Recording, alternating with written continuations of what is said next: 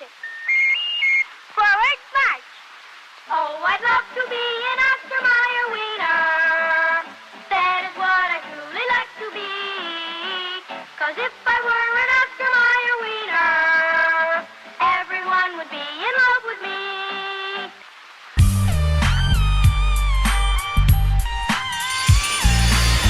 Okay, so I left Gmod running in the background when I opened up OBS to try and figure out why my stupid capture card wasn't capturing anything. So after giving up, just switching to the display capture, I went back into Gmod and I found this shit. I forgot I enabled that add-on by accident. Don't worry, later on in the video I figure out how to disable it. This is something that me and the Oscar Mayer Wiener company have in common. Something very important to our hobbies, either not working or getting nicked from right under them. Okay, so thieves steal precious metals all the time.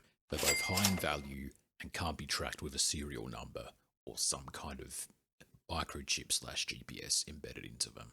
They're both hard to find because you can only get them if you dig into the Earth's core and dig it right back up. And they're not man-made and can't be replicated without the help of a university or some kind of super top secret lab. For thieves looking to steal something and quickly sell it, precious metals are the cream of the crop. There are even stuff you can buy just, down the ball straight off Amazon that have small quantities of silver or gold in them. You know what an alright source of gold is?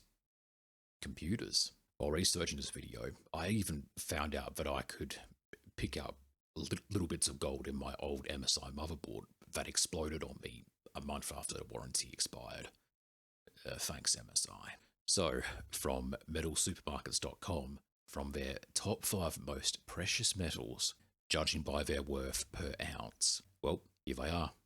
Gold's straight at number 4. Rhodium, palladium, they don't really ring any bells to a novice motherboard scrap metal miner myself. But after hearing what happened to the Oscar Mayer Wienermobile of all things, it started to make sense just as to why stuff like rhodium, palladium, or hell, even platinum was so pricey, so expensive, and so coveted.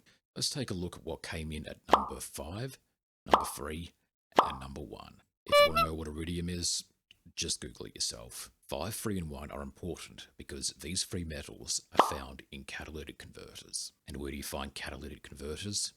On cars, mostly. Basically anything with a petrol or diesel engine attached to it, especially anything built in 1975 or after. Catalytic converters are an environmental thing. Catalytic converters are attached to the exhaust system of any kind of internal combustion engine, where the exhaust bypasses through the catalytic converter before it's expelled out. There's a bunch of stuff coated on the insides of a catalytic converter. I don't know what they do. It's probably different for every catalytic converter, but the main meat of a catalytic converter are those 3 precious metals I talked about earlier: rhodium, palladium, and platinum. When exhaust fumes reach around 400 degrees Celsius, the exhaust reacts with the 3 metals to get rid of any unwanted, noxious, or toxic fumes that exhausts produce on their own. Sure, exhaust fumes are pretty toxic on their own, catalytic converter or not, but those 3 metals at least reduce the amount of carbon monoxide, nitric oxide, and random other nasty gases that get expelled up into the air when you light petrol on fire. And the 3 metals hardly ever get affected when exposed to exhaust fumes. Well, if the insides of a catalytic converter are, coated with the correct materials. So yeah, that's the cat's job. In recent times, when, the general internet found out what's actually inside the catalytic converters, cats have recently picked up a side job as treasure chests containing valuable precious metals, just waiting to be sawed open by the local crackheads. So pretty much any car or any kind of machine with an internal combustion engine is at risk of getting its cat jacked by crackheads. But some are more susceptible than most, and the cars most at risk to getting their cats jacked either 1, contain more of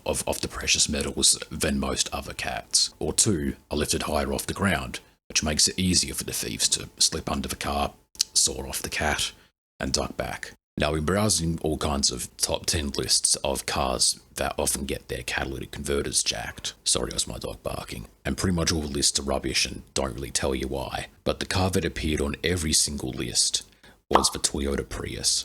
specifically the second-gen Prius. Pretty much any hybrid car is more valuable than your standard petrol or diesel car when it comes to catalytic converters because they have less corrosion in them since they use less fuel. But Toyota hybrids are especially prone to catalytic converter theft because they've been in the game since like the mid to late 90s when the first Prius came out. And as stupid Priuses look, they're damn fine cars.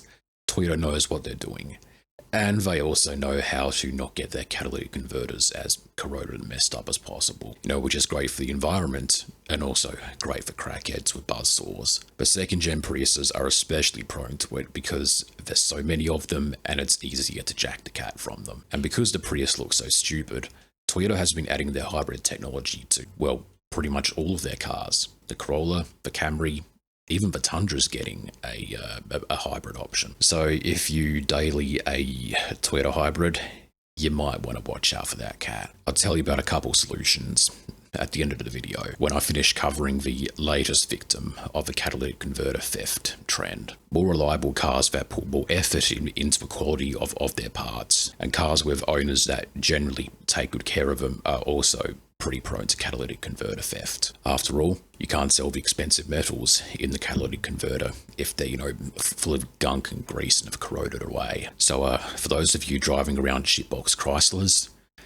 you have a slightly lesser chance of getting your cat stolen. Although since crack addicts need a fix and need it right now, I'm sure any old stupid metal would do. So you still might want to keep an eye on your car, even if it's stuck sitting in the garage because it blew yet another head gasket. Anyone with a ride that lifts higher off the ground, you are especially at risk of catalytic converter theft. So for all you good old country boys driving lifted trucks, while your brand new lift kit does make your truck look a bit more menacing and a bit more cool, it also makes it easier for people to slip under, saw off the catalytic converter and run back to sell the parts. Unfortunately, you're at risk of getting your cat jacked if you just have a car. Oxidized shitbox or not, if it's got a cat. Sorry, the most common deterrent for catalytic converter thieves is to get some kind of catalytic converter protector and just screw it in. That way, the thieves will have to bring both a buzzsaw and a drill with the right kind of drill bits to get to the cat. That protector also buys time so you can quickly grab your paintball gun and chase out the thieves. Now, to the main story. Catalytic converter thefts have reached their peak and the thefts have sunk to a new low. Have you put two and two together yet? Yep, it's unfortunate, but the famous Oscar Mayer Wienermobile got its cat jacked. And where to get its cat jacked? In America's home of financial problems, of course. Talk about Vegas, baby. Vegas has got everything after all. Drugs, gambling, prostitution. It's got everything if you pay for it. And if you can't pay for it, well, there's a Wienermobile parked around the corner which you can quickly jack the cat from. And there might also be a friendly local pawn shop around the corner which could probably buy the parts off you for a solid $150. Not quite enough for an 8-ball, but if you jack a few more cats, you could probably afford one, no problem. I mean, look, I get it. Times are tough. Prices to pretty much everything are going up. Even fuel is hard to pay for anymore. I get it. But if you're in dire need of a few quick extra bucks, I mean, jacking the cat from some stranger's car is bad enough. If they're also going for a tough time, it's not just you. But the Wienermobile? That's just sinking to the lowest of lows. All the Wienermobile does is look like a giant hot dog and drive around. It's like the most innocent thing ever. Stealing from the Wienermobile is like stealing all the squeaky toys from a fluffy little dog. All it does is bark and eat cat shit and look fluffy. Why do you need to steal from it? I want to talk about the Wienermobile a bit more, because it is truly a feat of American history, engineering, and American hot dogs. I mean, the origins of the Wienermobile date back to 1936. That's about nearly 80 years ago. Okay, sure.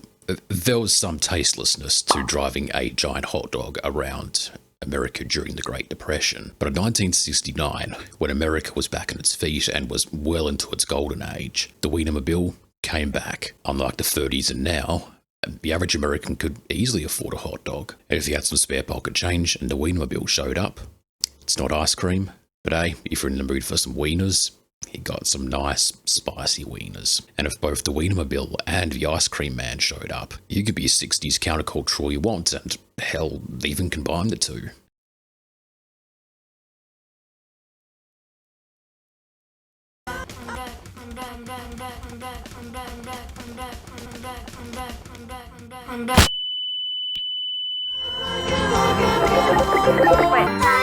Audio Jungle.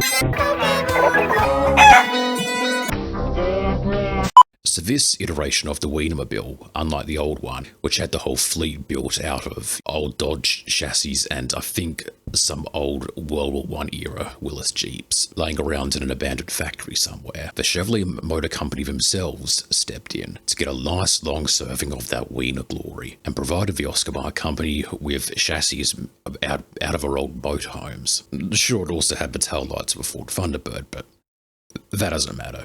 It's the Wienermobile. The Wienermobile would often show up to local parades for some kind of festival going on. There's a good chance the Wienermobile would comfortably slide itself into the main grounds and offer their wieners for anyone who wanted it. The Chevrolet motorhome chassis powered the Wienermobile up until 1995, a full nearly 30 years in service, when it was replaced with the non-American Isuzu Elf. We don't have these in Australia. For what I can gather, it's like a mini little truck, and that little Isuzu Elf has been the main driving force of the Wienermobile ever since. It's been modified a lot to accompany for the ever-growing width and girth of the Wienermobile, but they've still stuck with the little Elf ever since, 2000-ish? And such is the legend of the Wienermobile that Oscar Mayer have even made a Wiener cycle out of those little Vespa scooters, and they even have the Wiener Rover. Someday I'll get to Mars, I promise you. And if zero emissions car technology keeps advancing the way it does, there hopefully won't be a catalytic converter for the Mars aliens to steal. Okay, but back to the story about the unfortunate jacking off the cat from one of the Wienermobiles in Las Vegas. Despite, or maybe because of, the CCTV being of such low quality, the heartless thief that would dare ruin the day of Wiener lovers everywhere has not been identified. I love to end the story on a happy note, but really I can't. I can really only offer advice for you so you don't get your cat jacked. I love for the economy to get better, but ever since the coup and the fact that we can't exactly buy our precious Russian oil anymore, I'm afraid that with the world, chaos is the new norm. But still, I'm hopeful, because the best thing to do in a shaky economy and a shaky cultural state across the entire world is to hope for the best, but prepare for the worst. That way, if things do go right, you'll live your life through the misery and the chaos as if nothing ever happened. But if it does go wrong, at least you're prepared. I'm sure we'd all love the Wienermobile to keep chugging around the United States without fears of it getting jacked. But the best thing the Wienermobile can do now is to at least install one of those catalytic converter shields, so thieves will have a much harder time trying to steal it, and will probably just eventually give up before someone catches them. Jag har fått tag på Kurt Busch I depån på Lowe's Motor Speedway. Jag ska ställa några frågor till honom. Hello, Kurt. How are you? I'm fine. How are you? Doing great.